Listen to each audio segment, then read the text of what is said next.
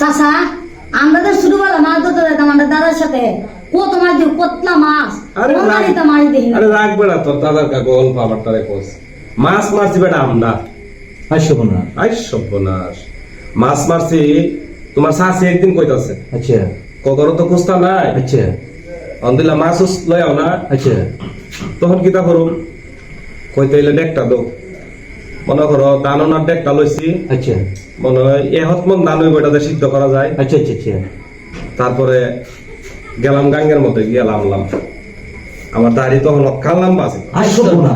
হ্যাঁ আই সর্বনাশ হ্যাঁ। দাড়িটা অক্ষাল লম্বা ছিল তখন যখন গাঙ্গের মধ্যে ডুব দিছি হ্যাঁ।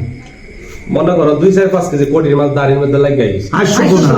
আই সর্বনাশ হ্যাঁ মাছ খাইছি আমরা তোমরা কি মাছ খাইছি তারপরে আরেকদিন এই তোমার চাষি ভাবি কইতাছে ও মাছ মোছ নাই কি করো তো গেলাম ডোবার মধ্যে ফেনা টোনা আছে আচ্ছা যাওয়ার পরে হ্যাঁ আবার বুড় দিলাম আচ্ছা বুড় দেওয়ার পরে এই দাড়িত লাগিয়া ইসা মাছ মনে করেন 3-4 কেজি ইসা মাছ আসবো না। আচ্ছা, 3-4 কেজি ইসা মাছ আই সর্বনাশ আমরা এই সময় দাদা কইতে রি না তোরা এই সময় ল্যাংটা আসলে আসবো না।